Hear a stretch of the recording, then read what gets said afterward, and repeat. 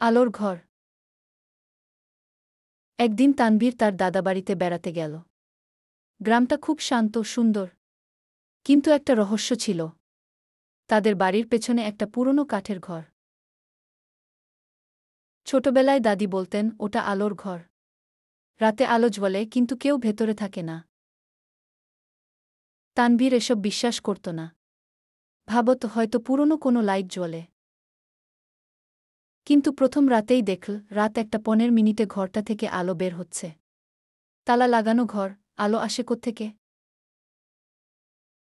পরের রাতেও একই সময় আলো।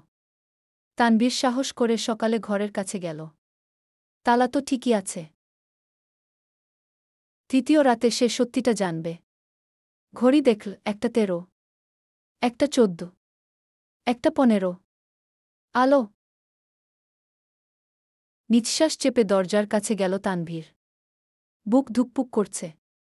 হঠাৎ তালা খুলে গেল। ঘরের ভেতর অদ্ভুত গন্ধ। পুরনো কাঠ, ধুলো, ধূপের গন্ধ। টেবিলে জ্বলছে হারিকেন। দেয়ালের উপর লেখা, আমি এখনো ফিরিনি গি। তানভীর পেছনে তাকাল, কেউ নেই। বাতাস বইছে, আলো কাঁপছে, ছায়া নড়ছে। হঠাৎ হারিকেন নিভে গেল। তানভীর দৌড়ে পালাল। পরদিন দাদি বললেন, ঘরটা তোর দাদুর ছোট ভাইয়ের।